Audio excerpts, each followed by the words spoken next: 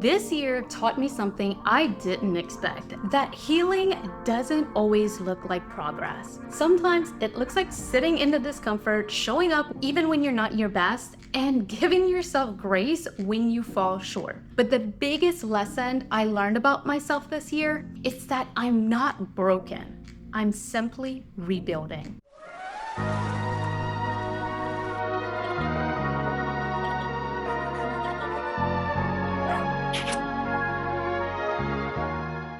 Hey y'all, welcome back to Becoming Her Again, where we rediscover who we are after motherhood. I'm Sadie, a dancer, choreographer, mama, wife, and a woman on her mission to rediscover herself one day at a time. If you're on your own journey of rediscovery, self-love, and healing, hit that subscribe button and join our community. We're all learning how to become her again together. If I'm being honest, this year stretched me in ways I didn't expect. There were moments I felt on top of the world, rediscovering my confidence, dancing again, growing my brand, reconnecting with myself as a woman, not just as a mom. And then there were moments that felt so heavy, like I was failing, like I was behind, like I still hadn't figured out who I was becoming. But the lesson that kept showing up over and over again was this: healing isn't about fixing yourself. It's about remembering yourself.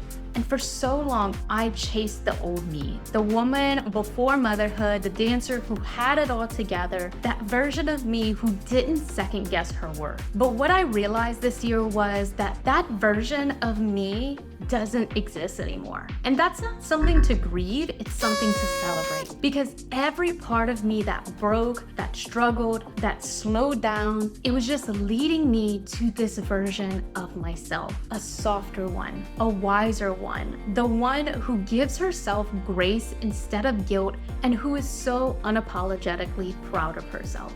Now, I didn't wake up one day and suddenly realize this. It was small things that kept whispering the truth to me if I slowed down enough to listen. So one, I noticed it in my triggers. So when I would get frustrated over these small little things, or when something would make me feel less than, I started asking myself why. So instead of judging that feeling, I started sitting with it. And most of the time, it wasn't even about the moment. It was about the pressure I was putting on myself to be perfect again. And then two, I noticed it in the quiet moments.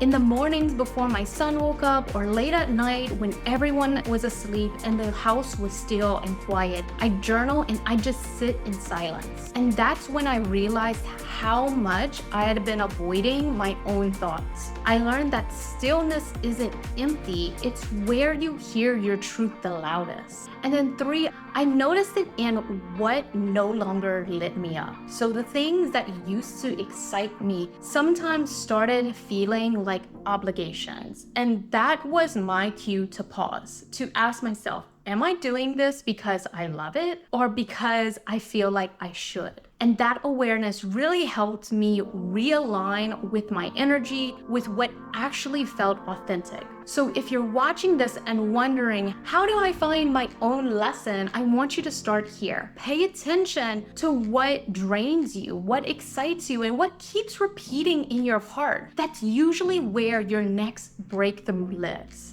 And if I could leave you with one reminder as this year ends, it's this: you don't have to have it all figured out to be growing. You don't have to be healed to be whole. And you don't have to be who you used to be proud of who you're becoming. This year wasn't about perfection. It was about progress, quiet, consistent, internal progress that no one sees but you. So I'd love to know, what was the biggest lesson you learned about yourself this year? Drop it in the comments below. I want to read them all and celebrate your growth right alongside you. Thank you so much for spending this time with me. If this message resonated with you, give it a like, share it with another mama or woman who is on her healing journey, and don't forget to subscribe for more conversations like this. And as always, you are stronger than you think.